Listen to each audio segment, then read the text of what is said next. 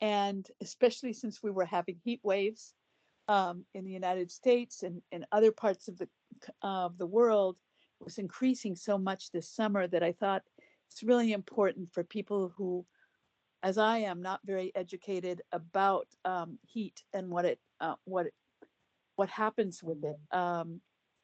Since I live in a temperate climate, I thought it's really important for people to know why it's so important to be doing the work of climate change. And I reached out to the head of the IFRC climate change, which is acting director, and I said, who would be wonderful speakers? And she gave me both Guigma's and Hunter's name as people to talk to. What Guigma has is an amazing, he's a scientist and he has an amazing background in anticipatory action and heat. And he works both in West Africa and in Southern Africa. And he's going to be our first speaker. He's a wonderful man. And I apologize for not being able to pronounce his first name. So he's going by his last name. And he said he's been doing that since 10. So I'm not going to be too upset at myself. In the meantime, also, I wanted to introduce you to Hunter. I just forgot your name. This is so terrible of me. Hunter, what's your last name? Or Jones.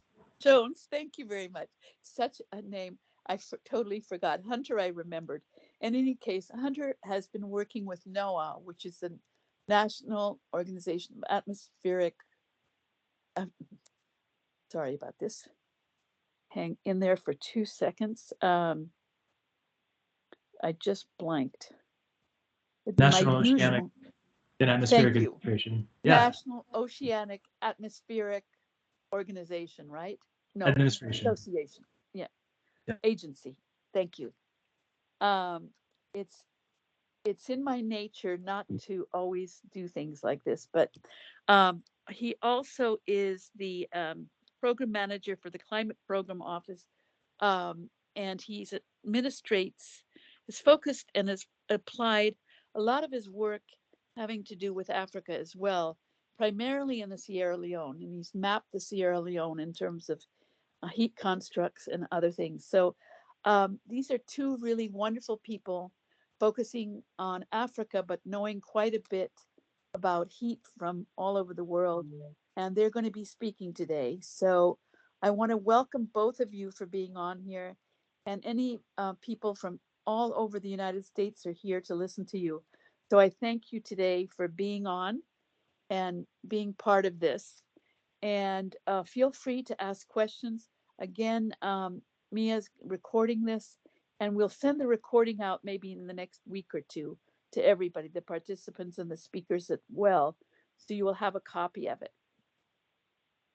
Are there any questions before I start? We start this discussion group. None? All right. Hunter, if you would unmute yourself and show your face. And also, Guigma, if you would do the same. Guigma, would you start? Are you there? Just saw you a second ago. Yes, I'm Yeah, would here. you show your face and start? Wonderful. Thank you so much for being here. I'm so excited you're going to talk. Yeah, go for it. Great. Thank you, everyone. Hi, I hope you are all well. Nice to be here. Nice to kind of have this experience with you, share a bit about myself.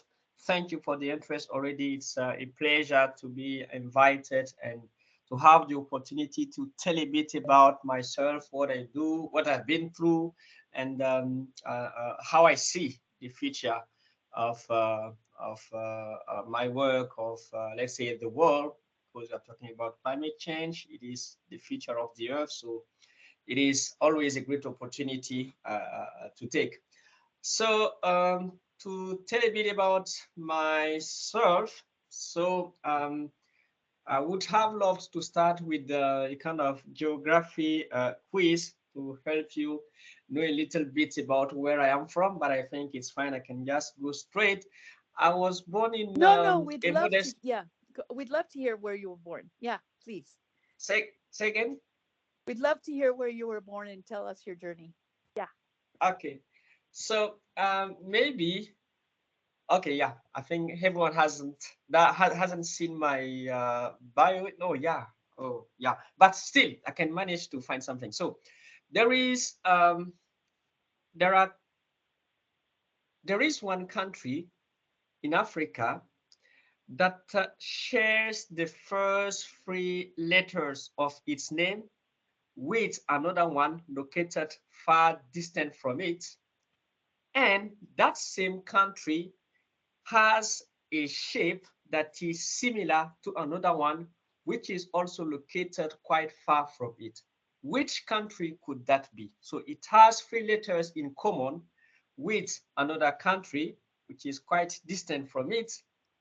And in terms of shape, it looks perfectly like another one, but this one is also quite too distant from it. What country could that be? I can give a hint. Tanzania and Tanganyika? No. No. It's the first three letters, even the first four letters, I would say.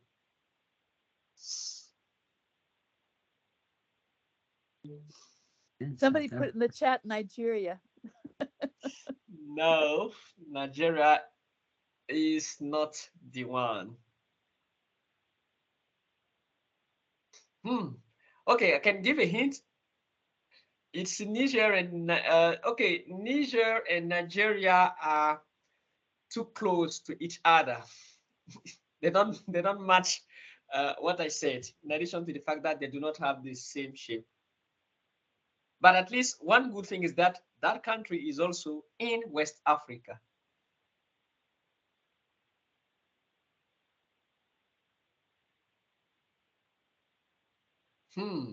Yeah, Don't a all bit jump at the same complicated. time. Go for it. Just hazard a guess. So it is a country located in West Africa. They said Mali. Not Mali, not Mali. Well, it's not about you actually going through all of the countries of West Africa. this would be quite too easy.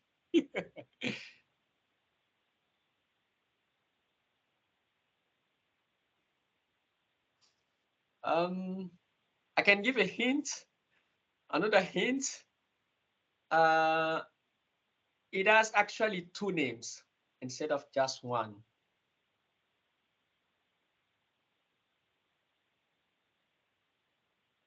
Eileen, it looks like you were going to say something.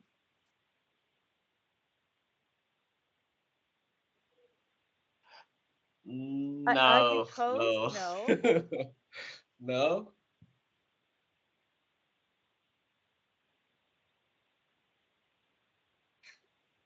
Not Ivory Coast.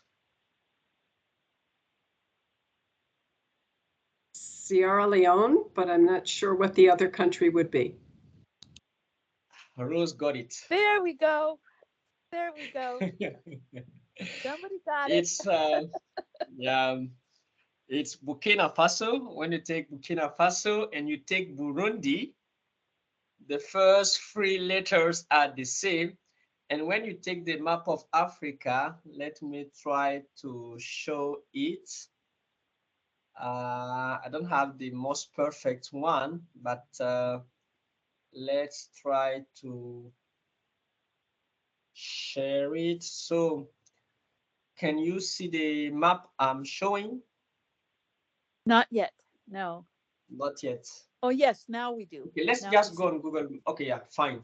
So when you take this map, for example, you will see that here you have Burkina Faso. It's not very visible. Let's just go on Google Maps. I will show you.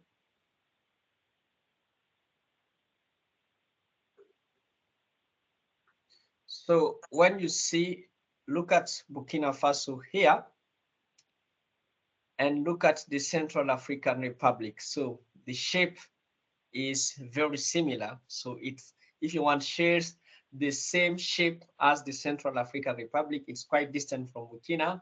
And in terms of the name, it has the first three letters as Burundi.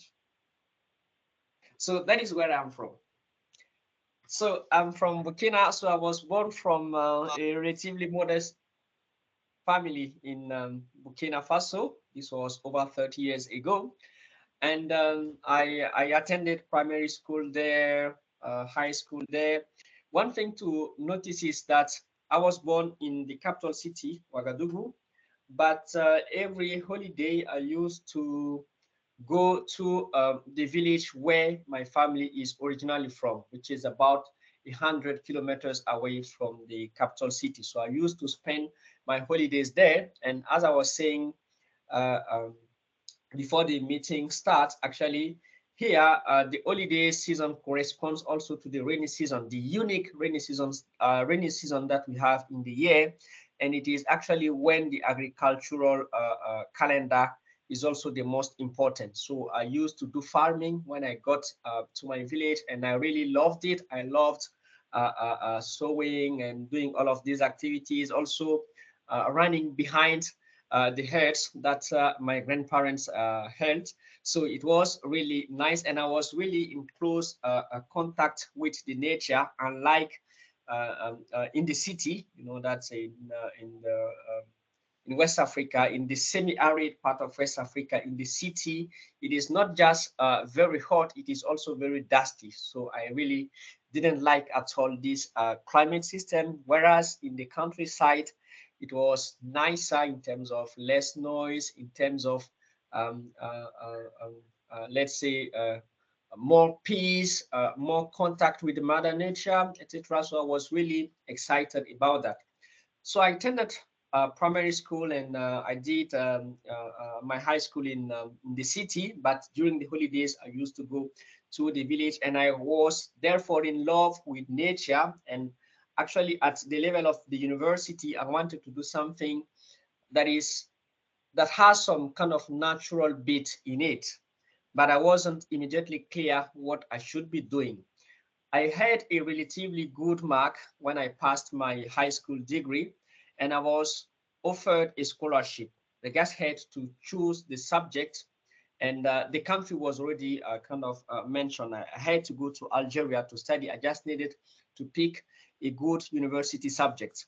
I was given a list of more than 20 subjects which I could kind of pick from. The thing is that I knew most of them, nearly all of them, all the 19 subjects were familiar to me. There was only one that wasn't familiar. It was called meteorology. So when you come from a family where no one has ever attended university, you are the first person to attend university. You even don't have someone to ask. And at that time, Google wasn't, internet wasn't very common in the region. So I didn't have much to get to know about it. So I just took my courage, as we say here, and I picked the only subject which I know nothing about. And this was meteorology. So I was sent to study meteorology. I had no clue what it could mean. So I actually thought that it would have been some literature classes that I would have been sent to take, because I used to love that when I was in high school. But when I went there, I actually realized that the first 2 years are basically some preparatory courses in mathematics and physics. Well, I loved mathematics, I loved physics, but for me, I had no clue that this was what I was supposed to study. But it's fine. I made it. I was about to pass my 2 years, and then entered what we call an engineer cycle in meteorology, and I was able to graduate and to be able to get my MSc in meteorology. But one thing to mention is that it was it was a shock, a big shock to me from a cultural perspective, leaving Burkina Faso, a tropical hot country, moving to Algeria, northern Algeria, which is relatively cool. It is a Mediterranean climate with the relatively cool winter, far from what we see in Burkina Faso. So it was a shock. And in terms of the cultural also perspective, there was also this shock coming into a new context, a Muslim context, when people are really nice, everyone tries to be your friend, etc. So it was a relatively new culture for me that I adapted to easily, very easily, I would confess. And then when I graduated, I moved back to Burkina and I started a job with the National Meteorological Service. I was in charge of monitoring the agro-meteorological situation. Of course, it is great. The thing is that it gave me the opportunity to work directly and closely with farmers on the ground, which is the great thing about it. The downside of it, however, is that when I was doing my MSc in Algeria, I really enjoyed also processing big data, doing a lot of mathematics, etc., with the data. But with that position that I had, it was, I would say, nice because I was in touch with communities on the ground and I loved it. But it was too much routine. There wasn't much about data processing. So I wanted to do something quite in parallel, and I kind of registered to undertake an online MSc, another MSc if you want, and I was given a scholarship to study heat waves. So I started to do some research on heat waves in a couple of cities in Burkina Faso. And even before I graduated, I got another scholarship to study heat waves now at a PhD level in the United Kingdom. So I moved in 2017 to Brighton. It is a city located in the southeast coast of the United Kingdom, where I attended for close to 4 years the University of Sussex, where I did my PhD studies. And my PhD topic was on heat waves in West Africa. So trying to understand what actually are the characteristics of heat waves. For you, it may sound quite weird, but actually we don't have, by we, I mean the populations in the region, we don't know much about heat waves. It's something quite uncommon to us because we actually don't realize that heat waves can actually be a challenge. The heat is here, but it is not perceived as it should. So it was first about understanding the characteristics of extreme heat, understanding the physics behind these events. By physics, we mean the local thermodynamics, what actually drives the heat waves, and also the large-scale circulation that will bring the hot air in the region, and also the predictability, because if you want to do something about heat waves, you need to be able to tell in advance that they will occur. So my research, the last part of my research at the University of Sussex consisted at looking at what actually were the scales of various numerical models at predicting extreme heat in the Sahel. I realized that the skill was relatively good, but there was no action taken on heat waves in the region. So I decided to approach some organizations to understand a little bit. And I attended in 2019 a conference in the US. It is organized by the AMS, the American Meteorological Society. So I attended it and I met there Erin, who is now a colleague. She was the lead of the science team at the Red Cross Climate Center. And she said that they are very interested in both extreme heat and seeing actually how we can use climate predictions to take action to prevent loss of lives and loss of property in many regions across the world. So I really was impressed by what she said. And when I graduated, when I received my PhD, I was offered a position at the Climate Center to work as at the Red Cross Climate Center. I mean, to work as a technical advisor on anticipatory action. That is a position that I took, and that is my current position. What is it about? It is about using our understanding of science, of let's say, of risk and everything related to that, to make sure that the extreme events that people are facing do not disturb the lives and the livelihoods, and this in an anticipatory manner. So we have a lot of progress in science. We know that we can now predict a lot of extremes, a lot of weather and climate extremes. So why is it the case, therefore, that people are still suffering from floods, are still dying from floods, from droughts and everything, where we know that Once they happen, we'll always have funds to do response. So why don't we use part of these funds to actually anticipate them? That is basically where the concept of anticipatory action came from.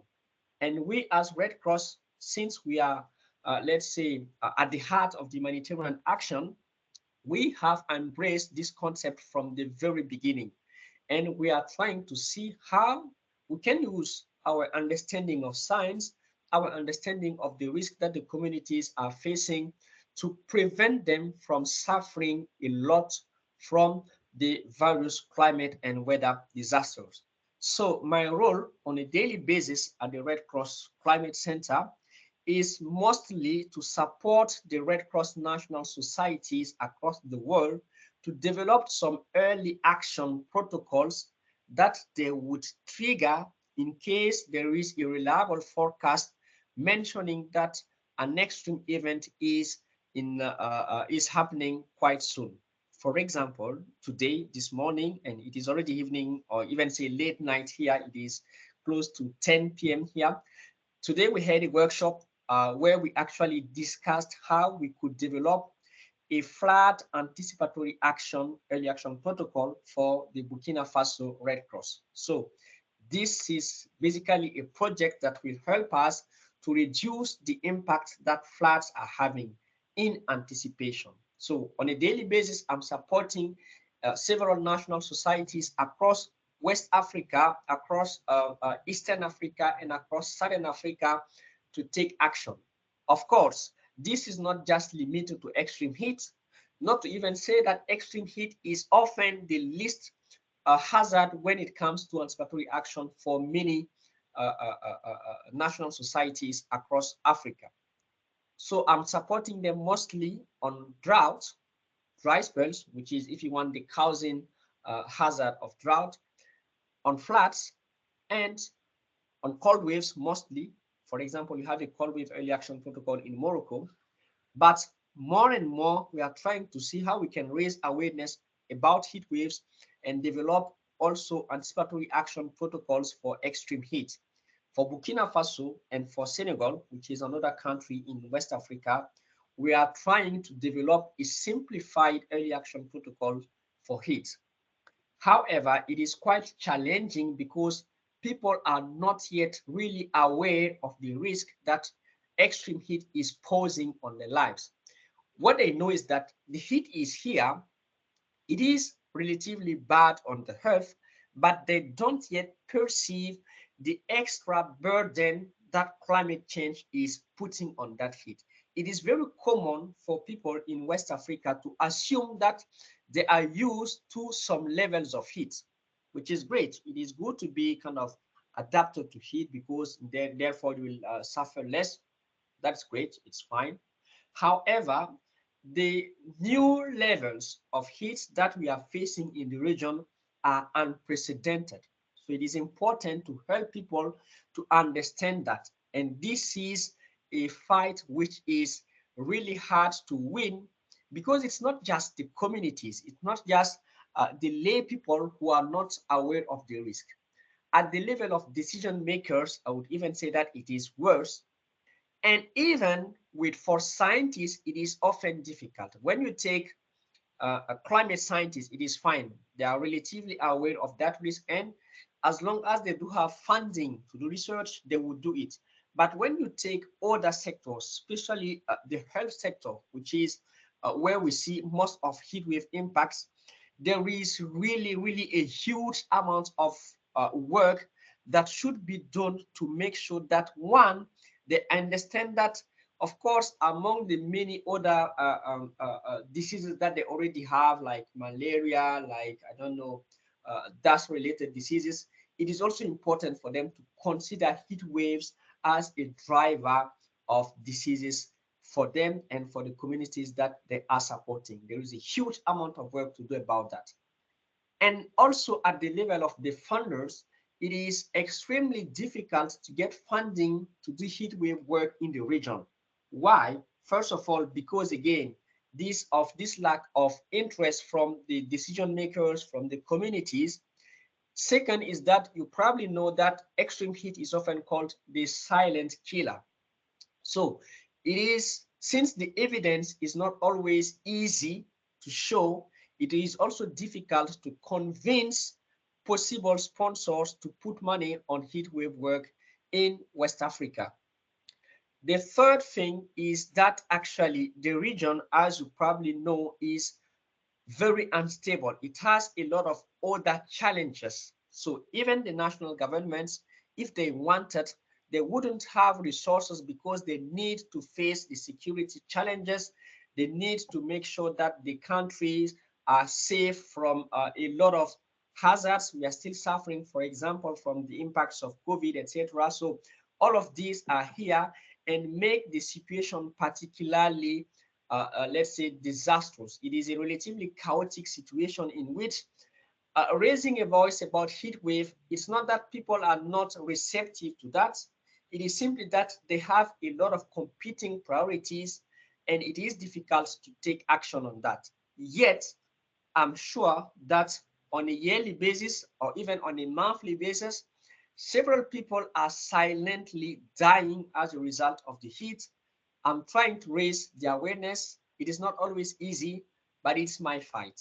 It is my job as a person, a graduate from the region, to make sure that my voice is heard and we can take action to face extreme heat in the region. We are now starting to get some positive kind of feedbacks from some decision makers across the region. There are still a minority of decision makers interested in extreme heat, but I think that at least we are having here and there. For example, I say that in Senegal, the decision makers, the city of Dakar, for example, is increasingly interested in extreme heat, and they, if they had resources, I'm certain that maybe they could think of developing some heat wave action plans, or at least a heat wave anticipatory action plan. This is possible, but elsewhere it is really, really, really difficult. So I think there is a lot of work to do. It is a challenge, but yeah, that is the fight I have to make for my country, for my communities.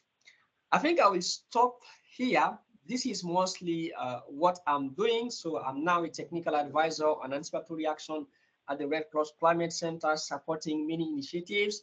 And I'm more than happy to take any question you may have for me tonight, or for you, it is still this afternoon, I would say, not morning, That's afternoon. wonderful. Thank you so much. I really appreciate it, and I bet I mispronounced your name once again. My apologies for that, but thank you so much. I'm going to have Hunter speak next, and then we'll hold the questions till after, or people can put them in the chat and we'll go through them. But thank you for sharing your story. Totally challenging situation you're in. I can imagine. Hunter, I want to make, first of all, apologies for my senior moment when I was introducing you. So there's anything that I've left out in the introduction, please feel free to introduce yourself further and then start your story. Yeah. Hunter, are you still there? I am. Can you see my screen? Yeah. Excellent. Okay. Yeah, thank you very much. So I'm Hunter Jones. I'm in the Climate Program Office of NOAA, the National Oceanic and Atmospheric Administration. And I'm the program manager for the National Integrated Heat Health Information System. And what we're doing with NIHIS, as it's pronounced, is a lot of things, and I'll get into this a little bit more when I get to the slides. But it's a lot of things that we can do to build awareness, build capacity, and support decision makers at all levels, so federal, state, local, and also non-governmental actors, as they're trying to manage extreme heat risk on all timescales. So it's quite an ambitious challenge, but we're not doing it alone. We're doing it in conjunction with many other federal agencies that have equities in extreme heat. And actually, we're getting together next week to have a strategic planning retreat with a number of those federal agencies that work with us. So really exciting moment for all of us to come together and get a plan together for extreme heat. But one of the activities that NIHIS is really focused on, that has had such an incredible impact in terms of building awareness of the risks of extreme heat. So as you were talking, Guidma, about the challenges there in West Africa, we have them in the US too, of course. In the South, same thing. People, and really everywhere, but people say, oh, you know, it's always hot. What can I do about it? So these heat mapping campaigns have really helped us build awareness of the risks and the exposures of people that are at higher risk. Typically live in places that are hotter, in places that have heat islands. So what I'm going to talk about is we run a campaign that takes place every summer in a number of different places, though of course if summer is in January instead of in our typical summer in the US, for example, then we might be running them in January. So as you can see here from this calendar on the left, this is a social media image that was used in the heat mapping campaign that we supported in Sierra Leone and Freetown.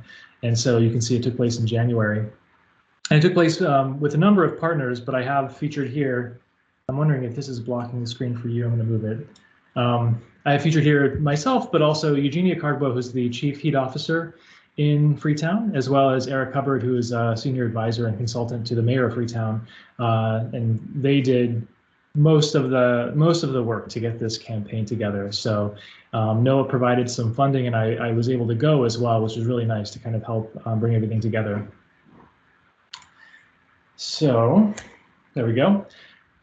Because I'm from NOAA, typically when I talk about extreme heat, I use images like this. This is the selected significant climate anomalies and events that NOAA puts together every month, and it shows, well, a lot of red thermometers. So the impact of a global climate change and warming temperatures is being felt all around the globe.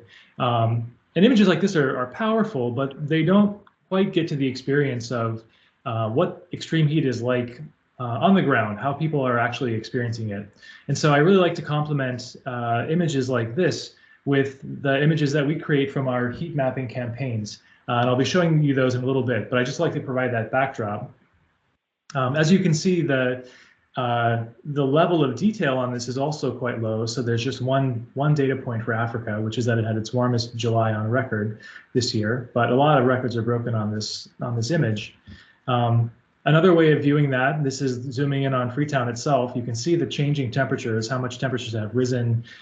This is from a tool that's on the web called Show Your Stripes, and you can just Google that and find this tool. It lets everyone create their climate stripes. Some of you probably have done this before already, but this is one of the views that it can create, and it just shows the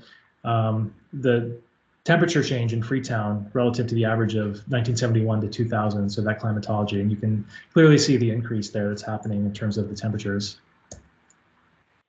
To get oriented a little bit, Freetown looks like this. This is kind of upside down from the typical view, so you can see where north is kind of pointing down to the lower left. So Freetown is on a peninsula on the west coast of Africa that juts into the Atlantic.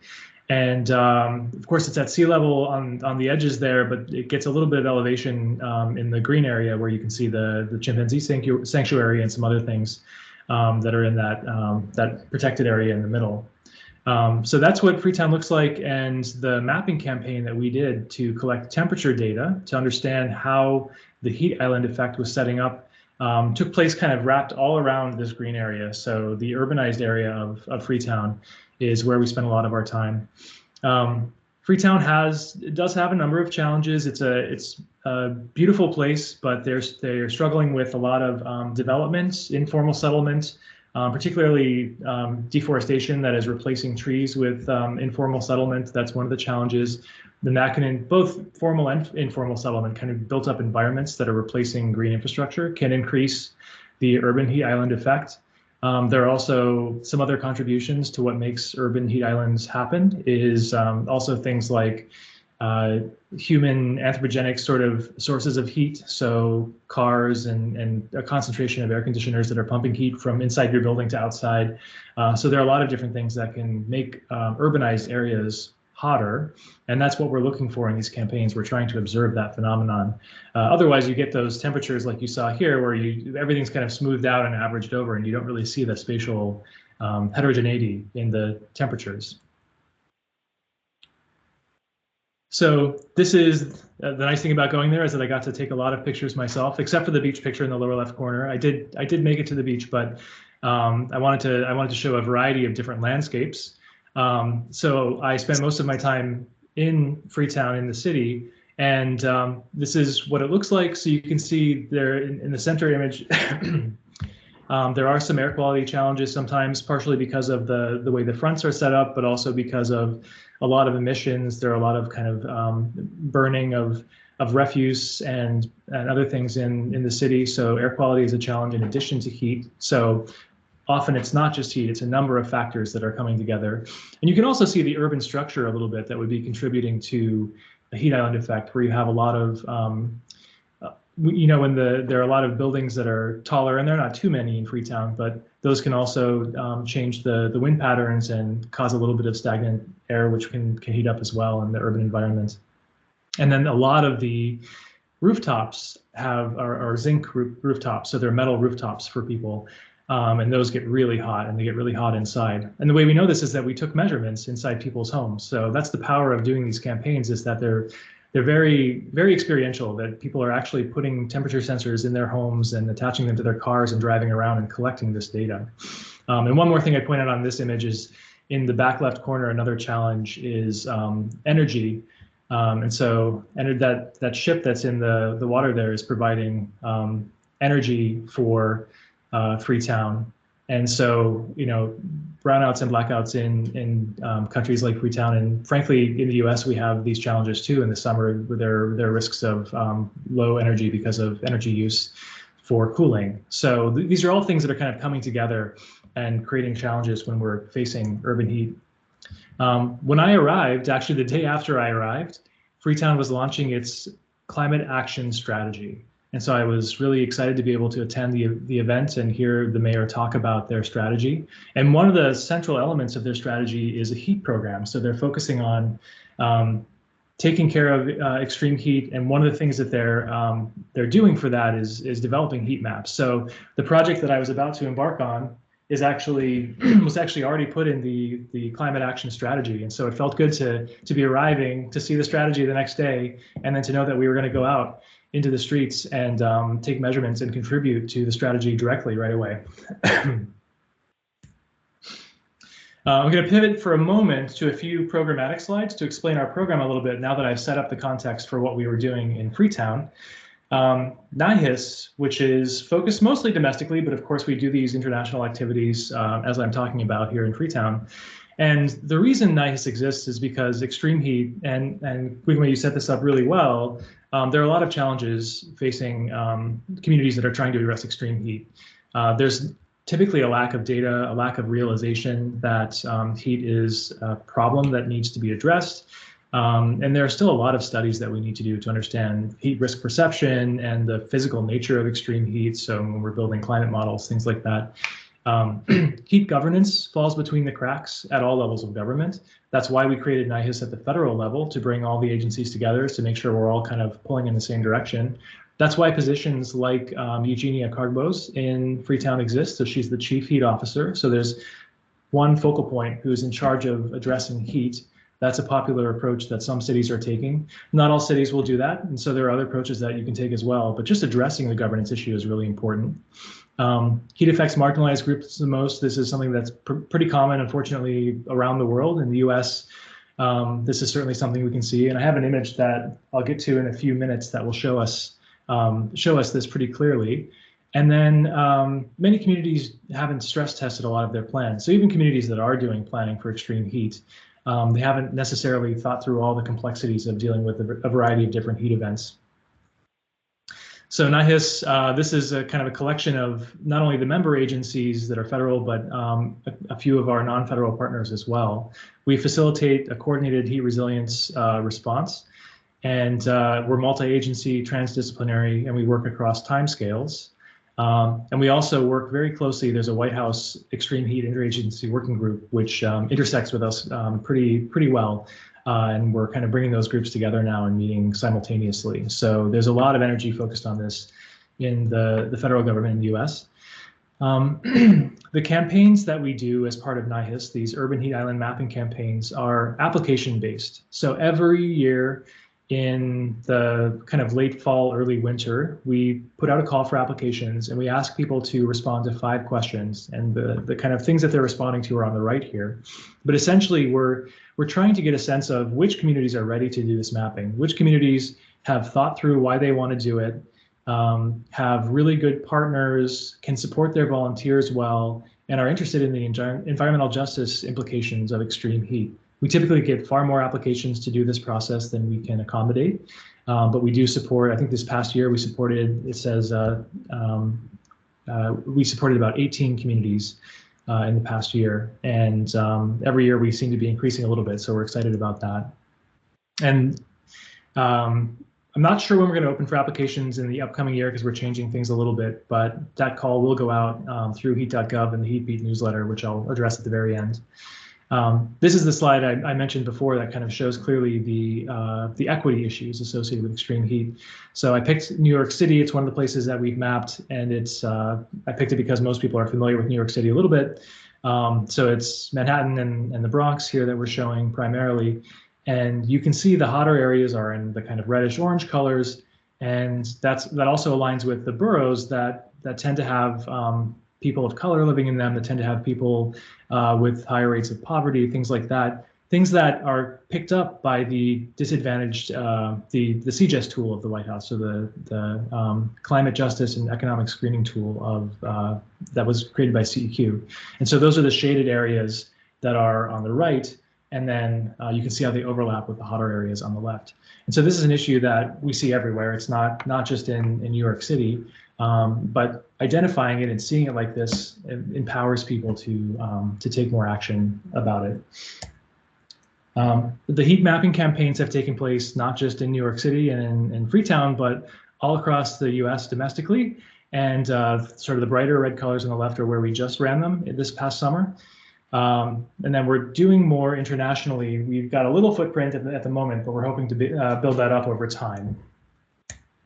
Jumping back into Sierra Leone, now that we've seen where the campaigns take place, the mapping activity in Freetown was really productive because, as you remember from the first slide, there was a calendar with multiple days. So the mapping activity was a citizen science activity that took place over a few different days, and there were also additional days that were focused on different aspects of the challenge and with different partners. And so actually the first day of the formal campaign itself, the Freetown City Council and Arstrock, which is an organization based in the US, conducted a market shade event. And so you can see in the lower right corner, they've erected, you can see those kind of shiny, elongated things. Those are reflective shading canopies that are over this market that typically can get really hot from exposure to the sun. And so those canopies are meant to reflect the heat and keep people that are working in the market safe. And the mayor arrived for this event as well and talked about the importance of these shadings. And so that's just one example of an intervention that you can put in place to protect people from extreme heat. While things like that were going on, we were also preparing for the observational campaign that we put together. And so we collect temperatures using sensors, and you can kind of see them here, these white cylinders. Those are the enclosures that the sensors go in, that people attach to cars, or in this case, motorbikes, and they drive traverses through their communities, in the neighborhoods that they live in often, and they collect data points. Every second, temperature and humidity is collected. And what's important about this data collection is not only that it's done as a citizen science process, which is really powerful, but also that we're collecting air temperature, and that's often a quantity that a lot of communities don't have easy access to in a high resolution way. So land surface temperature is something a lot of people have, but air temperatures and land surface temperatures are correlated, but they're not the same. And so it's really helpful to have the air temperatures as well as the humidity so we can get heat index. In addition to kind of getting all the sensors together and calibrating them and preparing them before we conduct the campaign, there's usually an educational component as well. So the volunteers that are doing the campaign, in this case, we had volunteers from a number of different community-based organizations that work in Freetown on a number of different topics that kind of intersected with heat in some way. We have an opportunity to not only talk about how you work the sensors, but also climate and health basics. What's happening in your community? What should you be looking out for? What is climate change? How does it work? So it's a really good opportunity to have those conversations as well. The day before the campaign, we do a lot of logistics and a pilot run. So you can see in the upper right corner, those are some of the traverses that were done. So you can imagine people on the bikes, like the lower right corner, that are following all of those routes. And you can see the colors, yellow, red, and blue. I made different colors for them. We do 3 traverses. So we collect data at 3 different times of day on one day. And you can see how the morning, afternoon, and evening traverses weren't all exactly the same. And that's because there are challenges that happen when you're out in the field doing work. And so there are always some interesting things that we have to consider. So in some cases, the maps that we used to decide where we were going to actually collect the data showed roads where ultimately when the bikers got there, the roads were no longer there. They've been washed out or things like that. So there's a lot of kind of last minute changes that you have to be able to accommodate when you do these campaigns. Also, there were concerns about safety at different times of day. So we made sure that the morning campaign, the evening campaigns were kind of at dawn and dusk and not too late or too early. And the left pictures are just showing you some of the sensors that were used. So in addition to the lower left corner, which is the temperature and humidity sensor, we also used a commercial off-the-shelf air quality sensor called an air beam in the upper left corner. And so we were also able to collect air quality information. So this is what the day of the campaign looked like. The mayor, again, was very heavily involved. And in the upper left corner is seen handing out some flyers about what we were doing and providing messages about the importance of protecting yourself from extreme heat, drinking water, staying hydrated, planting trees to mitigate the heat effect over a longer period of time, all that kind of stuff. So while the volunteers were doing their traverses, there were also a number of sites around the city where we were set up and volunteers were having conversations with people on the street and talking to them. So this was really, really powerful and effective, I thought, to get the word out and generated a lot of attention. So finally, some results here.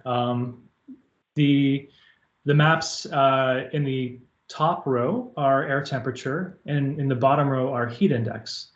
And I believe I did, yes. It's hard to see the scale, so you might not be able to see the scale, but the colors are informative. And the scale's the same. So the lightest blue color is kind of 24 degrees Celsius, and the hot pink color, which you kind of only see in the lower middle picture, right where the word Freetown is, that's 45 to 48 Celsius. So you can see there's quite a range. Left to right is morning, afternoon, and evening. And what's interesting to look at is just the patterns that you see. And so in many cases, the patterns that you see are what you would expect. The lower areas are hotter than the areas that are at higher altitude. And the more built up areas are hotter as well. And so that's where you can see that kind of hot pink color and the reddish orange up where the word Freetown is. But you can see some differences in terms of how the heat sets up, whether it's just air temperature you're looking at or whether you're also considering the effect of humidity. And so there's just a lot to unpack in these images, and they're very useful for determining where you want to take actions like tree planting or like putting up shades like the ones we saw in the previous pictures. And it really empowers people when they have these maps to take action.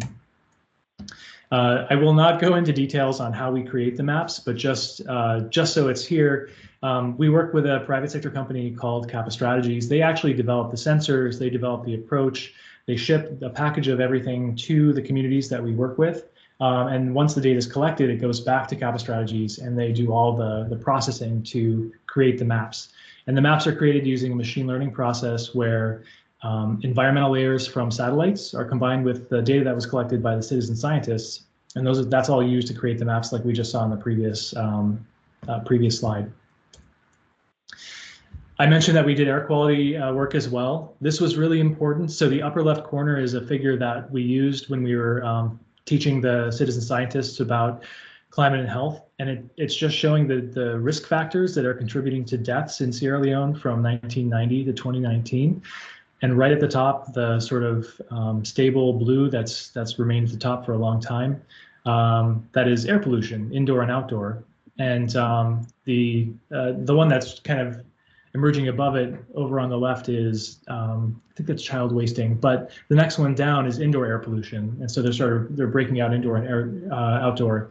But the point of this is just to show that air pollution is a very significant risk factor when it comes to mortality and morbidity in Sierra Leone. So it was also very powerful to, we don't do a lot of air quality mapping, but we started to do some because communities request it quite often. And it is something that is kind of a contributor to health impacts right alongside heat. So it is important to be collecting this data. And it's easy to do because we can just stick the sensor on the same car that's collecting temperature measurements. So that works out pretty well.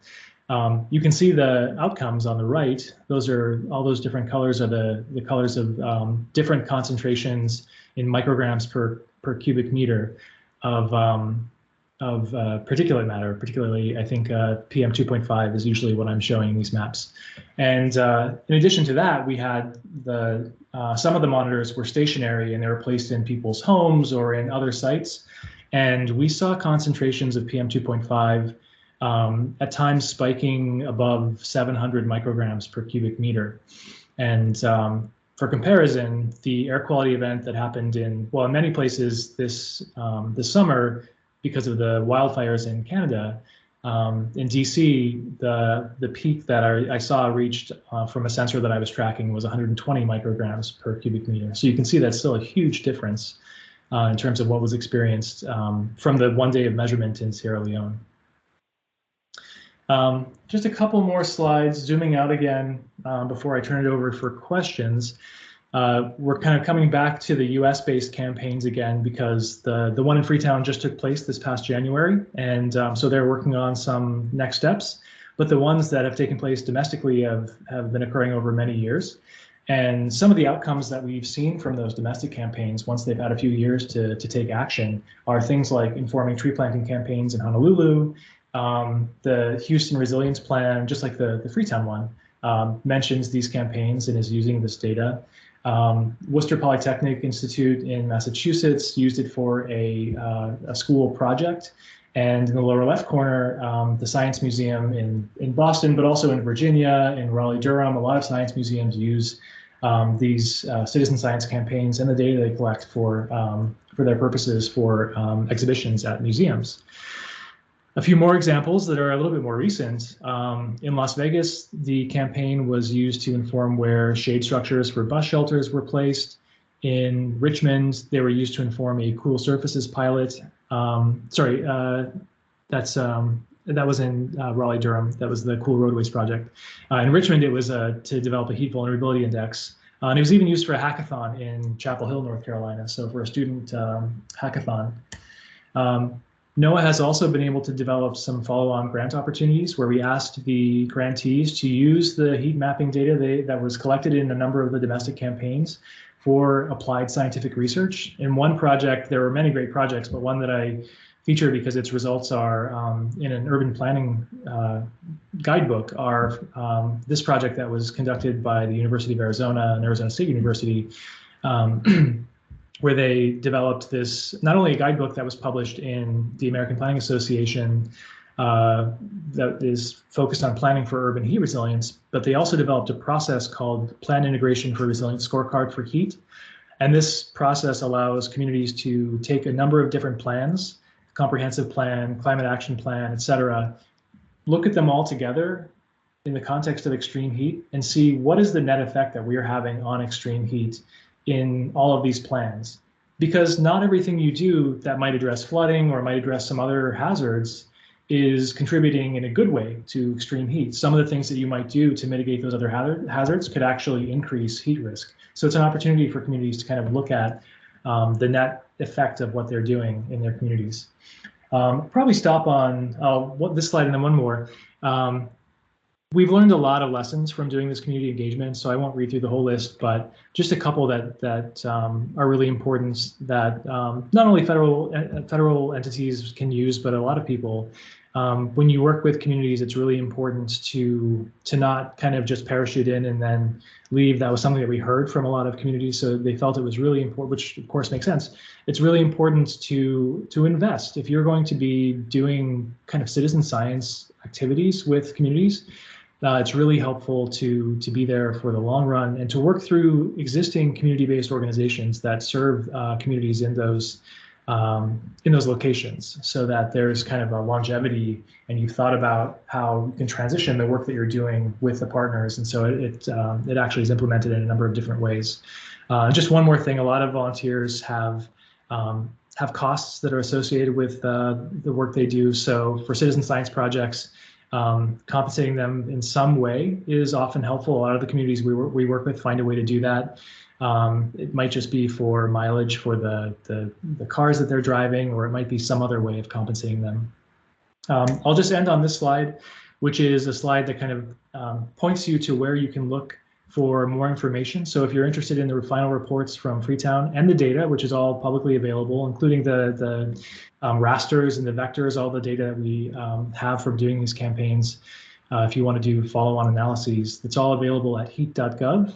And this QR code will take you directly to this page, but heat.gov is where you can find information on these campaigns generally, where the application will ultimately be posted when we run them again. And a lot of other great information too. So it's not just about these campaigns. This is the place where we're bringing together a lot of resources from across the federal government to help people be more heat resilient. So I will stop there and see what questions we have. What I would say is raise your hand and also put your questions in the chat. But we have a number of university students on this call, and Hunter, you didn't go over how you became who you are. In other words, how did you get to your position? What did you want to do when you were in high school, and what is different from what you were doing, you thought you wanted to do in high school to where you are now? How did you get to be in the position you're in? Oh, well, how much time do we have? I'm just kidding. You have 2 minutes. I thought I wanted to be a computer scientist. So that's what I studied in undergrad. And then I became a technology consultant. And ultimately, I realized that though I enjoyed that to some extent, it didn't feel like I was making enough of a difference. And I didn't feel like I was at the core of an organization. I felt like I was doing a lot to support other people in doing great work, which is also really important.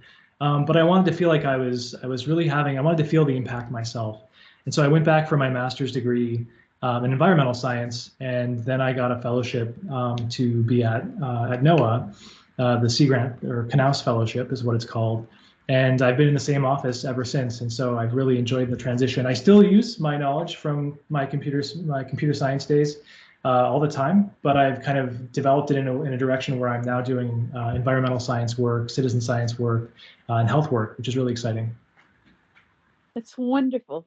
Thank you very, very much for that insight. And also thank you both for your talk. Let's open it up to both Rima and Hunter. Any questions you have for them, feel free again to put them in the chat or raise your hand. Right now we have 2 questions. One from Bill Maggs. Do you want to go ahead, Bill? Sure. Yeah, 2 quick questions. The first is a simple one, which is, have you used any of the sort of really high quality data that you've gathered from sensors to calibrate easier data gathering from mobile phones for temperature data? That's a good question. It's all a matter of because I think a lot of people consider. Could you please mute your phones right now? All right, let's see if it's there. We go. A lot of people would consider the data that is collected in citizen science projects, even like ours, to still not be as high quality as reference stations. And so there's kind of a gradient there. We have not used it to calibrate other types of sensors like sensors on phones, but I think it is, there is a really interesting opportunity to use a gradient of different sensor types, because the ones that are the most pervasive might be the low cost ones are often less well calibrated than the really expensive, highly calibrated reference stations. So I think there's a case to be made to use lots of different kinds of sensors and to just find an approach where you've got them all, you're calibrating them all together in some way and you are referencing them all. So that's that's probably a much bigger question to address, but we haven't quite done that yet. Yeah, and the other thing I just wanted to mention is you mentioned that you deal with, health matters as well as all this scientific mapping. When you, we hear obviously from Guidma about this hidden killer, which is heat, and that many of the factors are kind of like non-intuitive. Like I just listened to a podcast about a hotspot in Europe that was really very inscrutable because it didn't seem to have any of the characteristics that your measurements would uncover, like, lots of green space, and there wasn't the age of the people and all that kind of stuff. And the driving factors were actually two things. Number one, not being ready for heat. In other words, architecture and cultural practice, people just simply weren't ready to deal with really rapidly increasing heat. And the second was that this one area in Croatia was a place of great trauma because they had this terrible civil war. And there are so many places, especially in Africa and places like that, where people are like super stressed out, and that this actually is a big risk factor besides air pollution and stuff like that, just trauma. And is your research kind of dealing with some of these pretty big but unmeasured issues? Yeah, I totally agree. Heat risk is very complex, and we're measuring with the citizen science campaigns, we're measuring one piece of the puzzle. We're measuring the physical, environmental hazard, but there's a lot more that contributes to risk, like the things that you're mentioning. Some of the campaigns have conducted social science inventories to get at some of these questions. Some of the campaigns, after they have the heat maps that are created through the citizen science activity, also then build social vulnerability indices or heat vulnerability indices where they pull in some of those other factors. So yeah, absolutely, it's helpful to layer in a lot more considerations. And then to, if you can, to have a health model, if you have the health data, to calibrate all those various factors and to understand what they're, what are they actually driving? What is their impact on an ultimate outcome that you're interested in? But sometimes getting that final impact data is very challenging. Thank you, both Bill and Hunter. And did you have anything you wanted to add, Guidma? No, I think it's fine. It's all covered by Hunter. Okay, and then there's another question from Brad Warren. Do you want to unmute yourself and ask the question? Yeah. So I can understand the research that you're doing and the importance of it to identify and lend credence to the fact that the world is getting hotter. But what about addressing the causes? Because if we don't address the causes of what's causing the increased heat, no amount of shelters, bus shelters, no amount of trees being planted, turning off your air conditioner, that's not going to really help if the larger factors keep making the planet hotter. So how do you address that? Guidma, would you address that first? Yeah, I can give it a try. This is probably a more kind of political question than a technical one.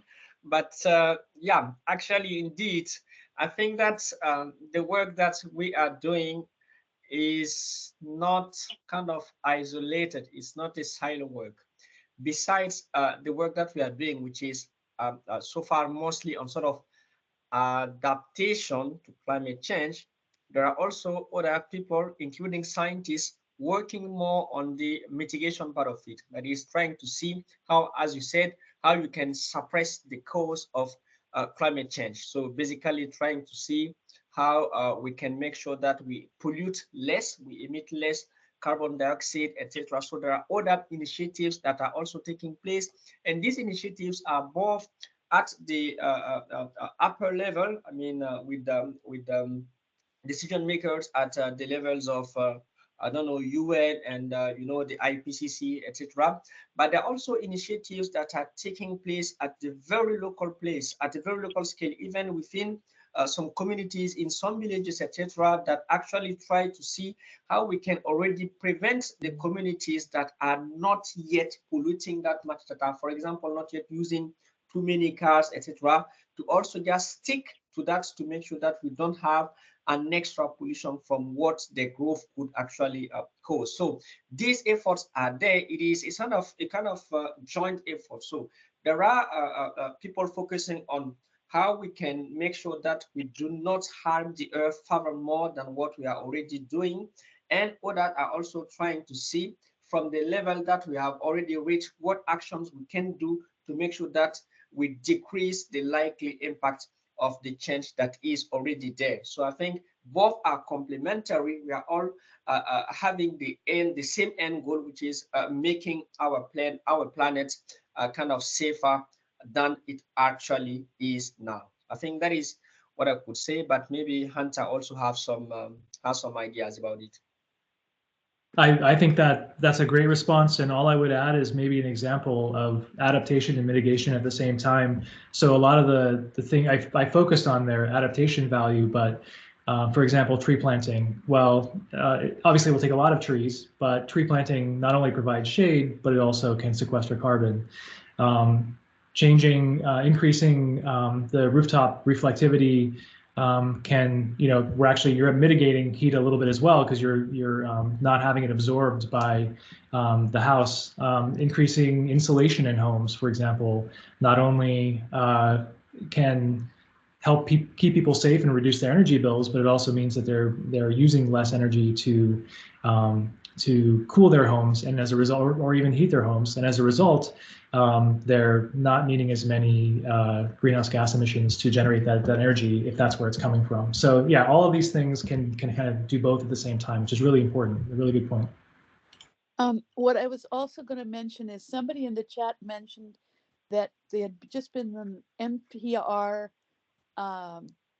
call this morning having to do with the mayor of Freetown, saying that she was going to plant 1 million trees.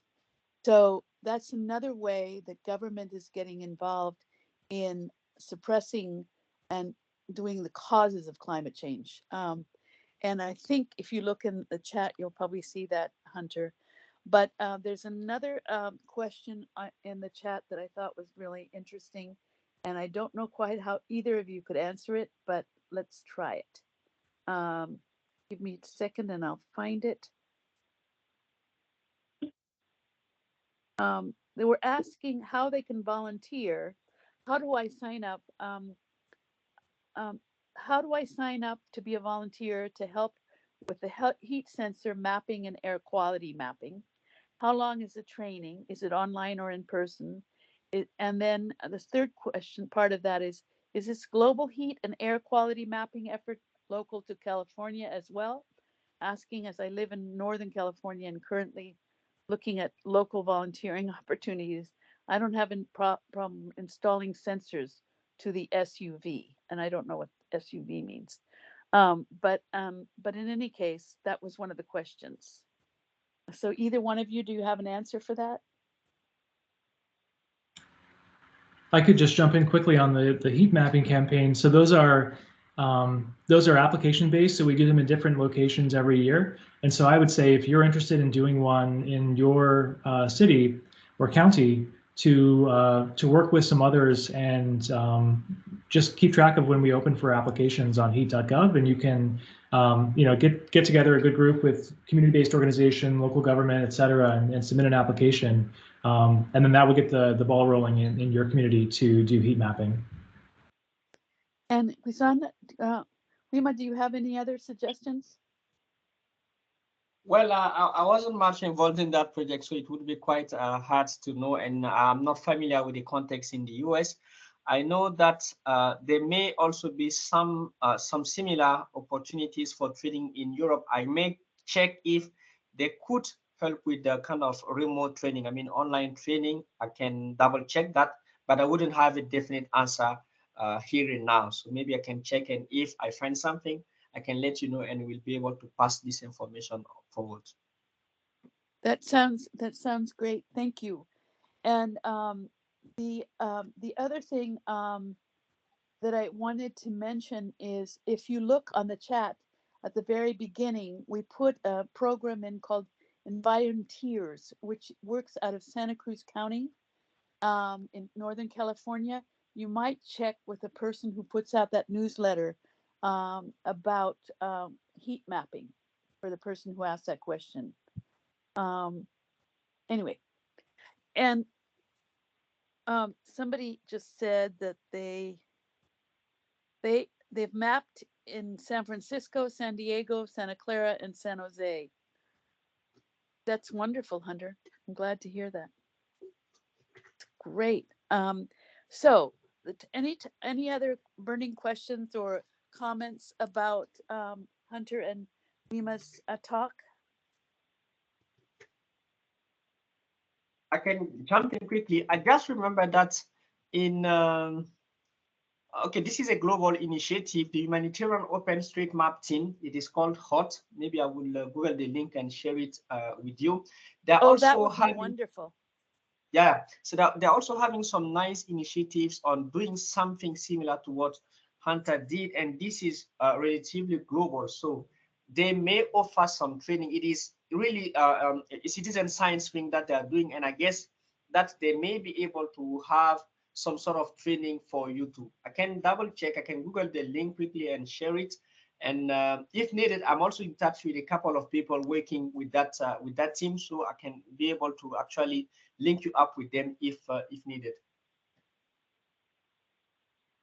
And that sounds really good. And also, what I was going to say is, if you have further questions, two things that are going to happen.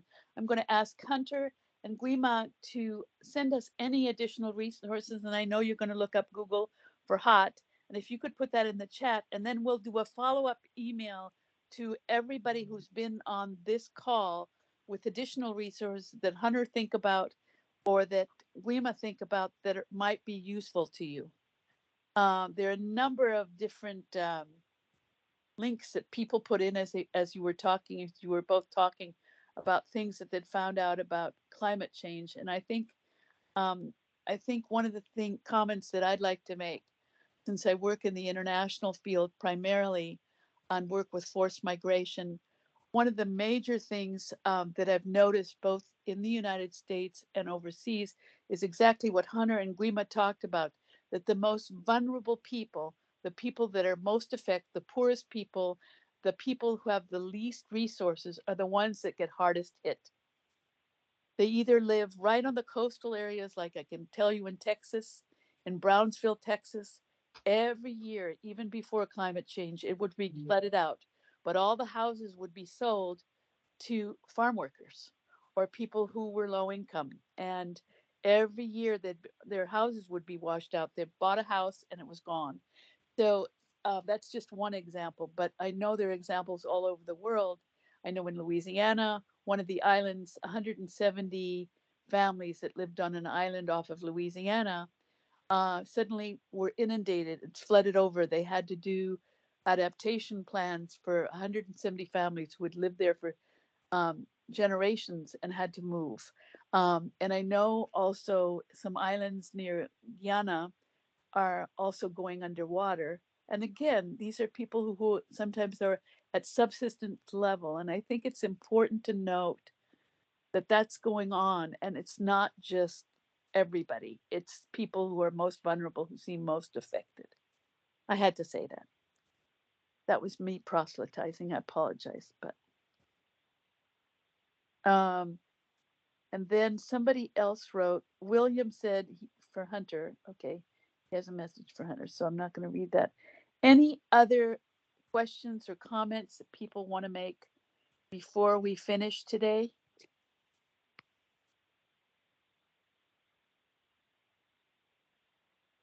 Feel free to put in the chat how you felt about it. If you, oh, here's somebody. Okay. Hang on just a second. Somebody in the chat said, Sandy Rose said, I would love some more info, please. I do disaster casework for Red Cross for 25 years now, and I have seen the increasing losses due to disasters that are often climate related. Like in the United States, we have 4 times as many climate disasters as we normally do. Just in the last 2 years, 3 years alone. But Sandy Rose said she would love more information. So Hunter and Guima, if you think of anything else that you think is important for this group to know, please send it on to me. And I send a newsletter out to all the people who attended this group.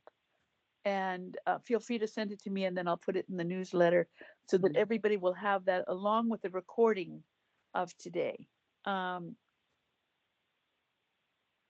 Let's see. Somebody else just wrote. Yeah, there are a number of people who want more information.